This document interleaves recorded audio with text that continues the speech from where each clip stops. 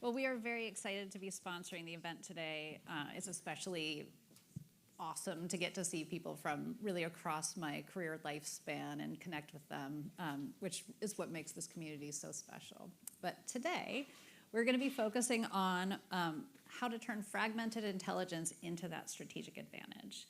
I think as we've heard, there's general consensus that there is plenty of information out there, and the expectation that communicators will be using more information than they have previously, but that it's not necessarily connecting the dots. So we've gone from just looking at news and social media to really needing to leverage those other types of information, whether it's financial reporting, investor relations materials, if it's ESG reports, what have you.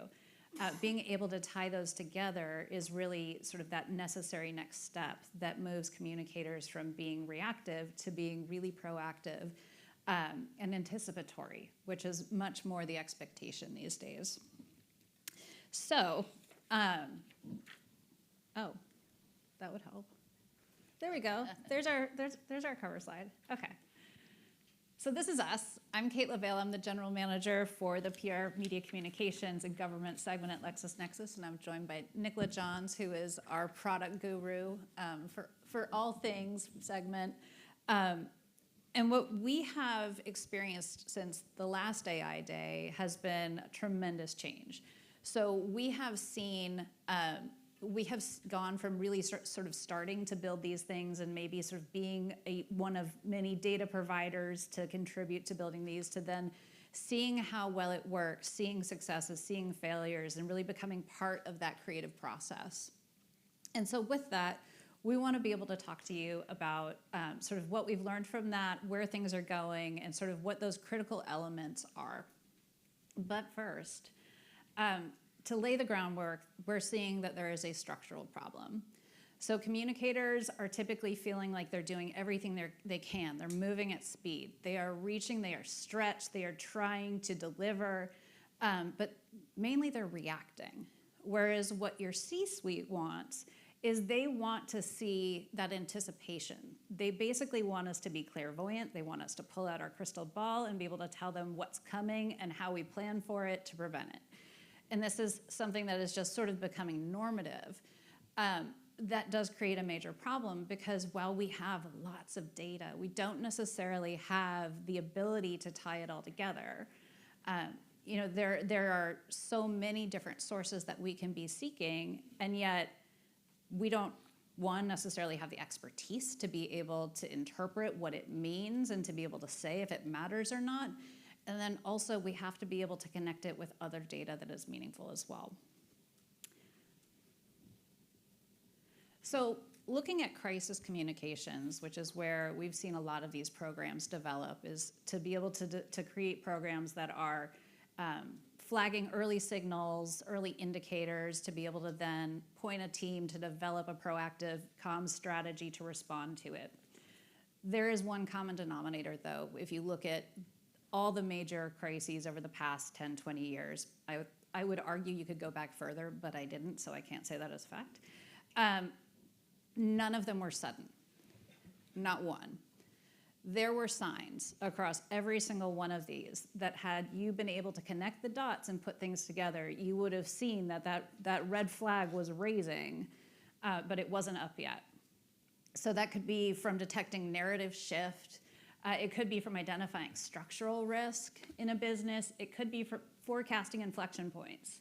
Pattern detection across your own internal data, aligning that with pattern detection across external data. All of these things could indicate that there was a problem coming and could have gotten a comms team and a broader risk and issues team working on that problem well before it emerged. And just to make my case, this is very good business.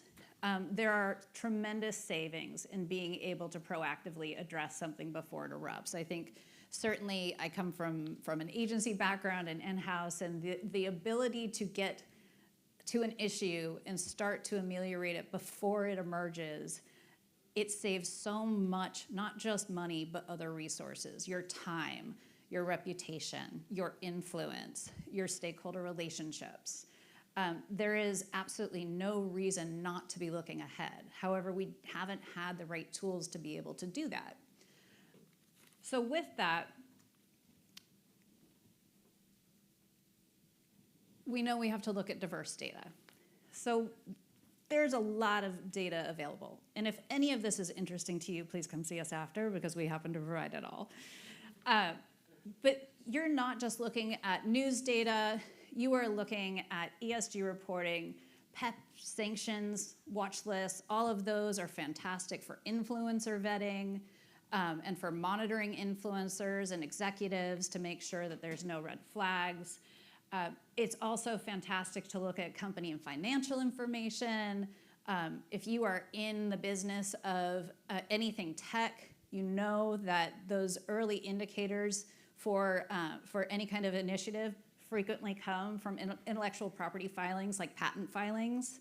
And then, of course, there's legal and regulatory. If you look at the opioid epidemic, you would have seen there was an increase in the number of litigations around opioid abuse that could have seen that coming from miles away.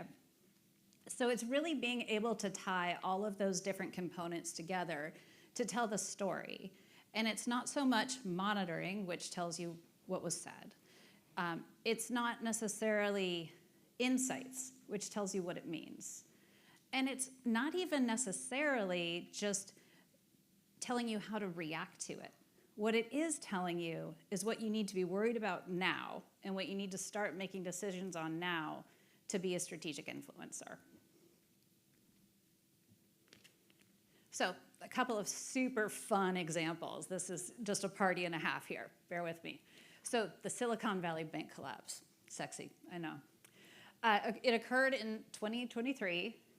For those who are not in the know, basically the bank collapsed over the course of less than a week because there was a rapid depositor run when they announced their losses, and then they tried to do a really fast capital raise, which just shook people more. It had been the 16th largest bank in the US. It was the second largest bank failure in US history virtually overnight. It was about 48 hours. Some outcomes of that: the California Department of Financial Protection seized the bank. Their competitors, like HSBC, acquired their assets for pennies on the dollar. It contributed to much broader uncertainty, especially within sort of tech financial worlds. That led to about $100 billion with a B dollars being wiped out in 2 days. And then the brand itself lost over $15 billion in unrealized losses. So significant consequences. But there were signals. So there were financial filings that illustrated increasing unrealized losses from years before. There was also a high percent of uninsured deposits. And also having a tech sector consolidation meant that they didn't have that stabilizing diversification.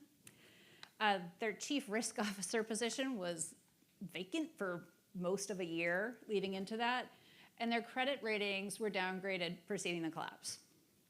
So if you had tied any version of those signals together, it would have bought you 6 to 12 months lead time. What kind of strategic decision-making could happen in that time? Now, I will note, I am not a financial genius, even though I definitely give that impression. I don't know what about half of that actually means, but here's the best part. With AI, I don't have to.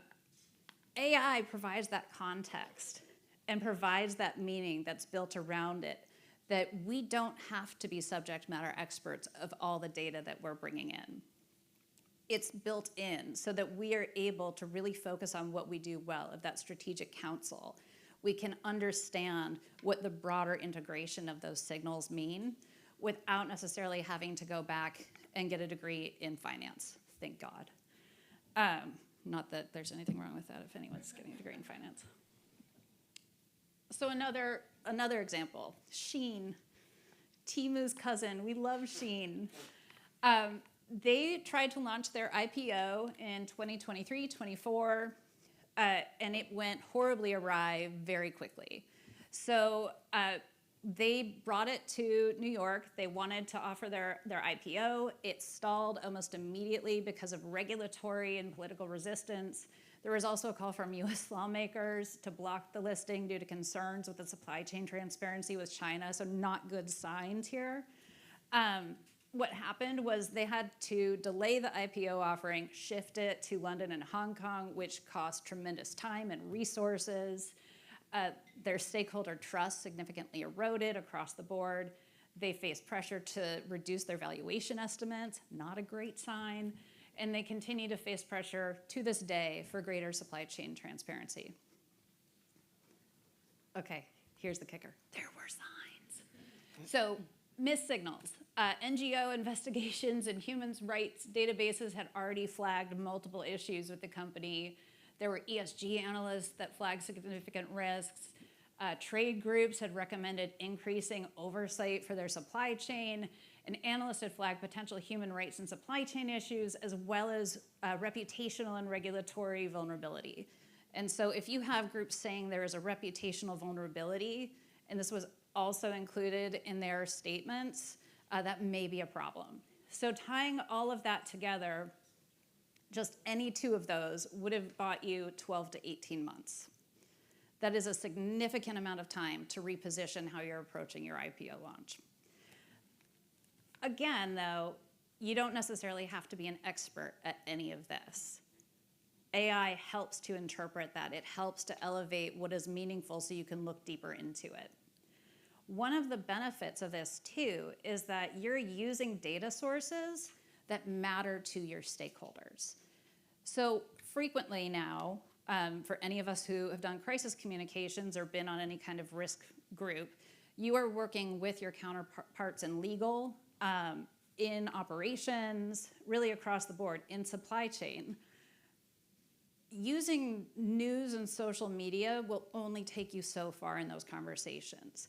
When you can show up with legal documents, with financial documents that are meaningful to them, you are buying influence. So while we have previously certainly fought for a seat at the table, and I would argue we've earned that seat at the table, there's still more influence to gain. And speaking their language, having that common tongue, is one way to do it. And with that, I am going to hand it over to Nicola, who's going to talk through all that we've learned in what seems like the longest 6 months ever, of how this works within an organization and how you can start to build this in. Thank you very much. And yeah, thank you. Kate's going to continue to... Oh, I am going to continue to do this. Thank you, if you don't mind. Yeah, I'll happily take it from you. And just a reminder, I'm on the product side. And when we met in November last year, those of you who were in attendance of this session back in London, Kate and I were together again talking to you, and we were talking about that data fragmentation and how important it is to bring together all of your data in a comprehensive way so that you can then best leverage AI. But a lot has changed since then. All of that remains true, but a lot has changed since then. And I think all of the sessions that we've had this morning, was talking to some of the speakers in the break. It's incredible, actually, how much the conversation has already moved on in less than 6 months. I think we're at 5 months since then. And the pace of change is just accelerating. We're all experiencing that. We're all feeling that. And in addition to that, some other things have changed. We've undertaken some research. There's lots of good research out there now. We've undertaken some research, but also just our own experience as an organisation of leveraging AI and our users' experience of how they're best utilising AI. All of that has changed quite significantly, I think, over the past few months. And so then to come back to that early signal detection and how we get better at that, it is tempting as we're all sort of scrambling to understand how we can utilise these amazing capabilities that are now available to us.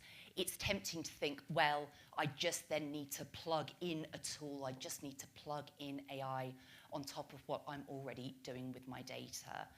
But in terms of identifying those early signals, really that is much more, that's much wider. That's about organisational readiness to be able to detect those patterns that give you those early signals that you can then react to. So as Kate was highlighting, in the SVB case, in the Sheen case, all of the signals were there. So it wasn't access to information, it wasn't even access to tools, it was again that programmatic readiness to be able to utilize all of that information with the right tools in the right way to be able to detect those signals that are most important for your particular use cases. So there are sort of three key elements for early signal advantage, really, which are required to come together. So absolutely, base default is that data diversity and data readiness. So again, as Kate was highlighting, of course, media monitoring, but also some of those other authoritative mixes that you can triangulate with, like financial, like regulatory, like legal. And AI capability generally, really understanding what capability is going to enable me to detect the signals that I need to detect, rather than summarization or synthesis or analysis, which is available in spades now. But organizational alignment, so really clear ownership, clear collaborative governance, and clear escalation pathways. If you don't have those things together, then really you've got a lot of potential for silos, you have a lot of potential for false positives rather, and noise. So the question isn't really, should I utilize AI, or even how do I utilize AI, but actually, can you operationalize it functionally?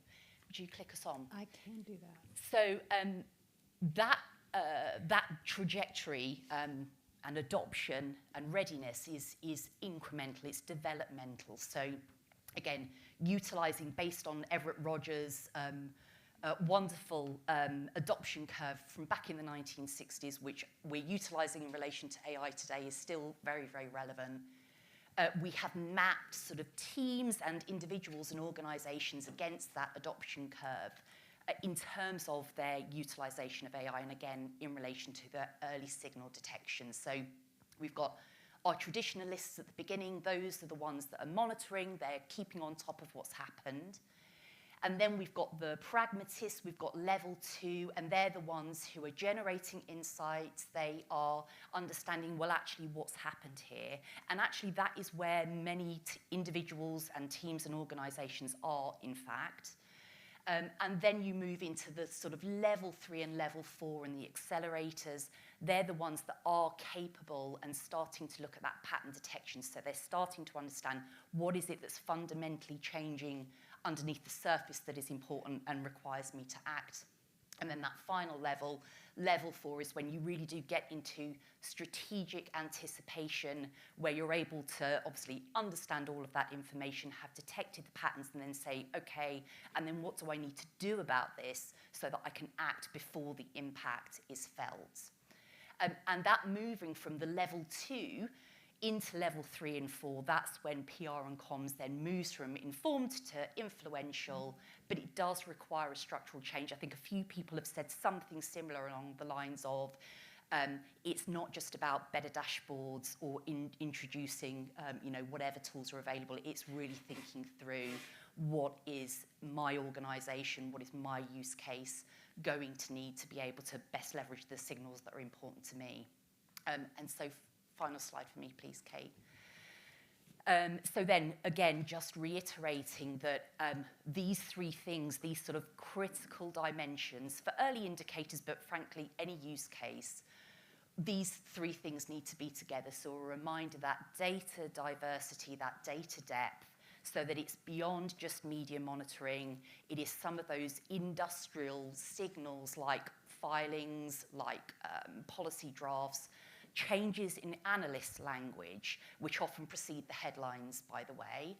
It's AI capability, something that is truly going to help you detect pattern drift rather than just summarization. And some sort of internal navel gazing. What are your thresholds? What are the signals that are important for your clients, for your organization, for your use cases? that require you to then act, and then those escalation pathways. So where you have found a critical signal, you've found a material signal, how do you then act again before that impact actually occurs? And then, you know, the biggest bow that I will put on all of this is that organisational alignment. The governance is where you start to build trust in terms of having alignment between your signals sort of across all of your domains, and then having auditability and explainability throughout. That's really required. And again, defining your thresholds and defining your escalation paths. What is it that I need to do to act?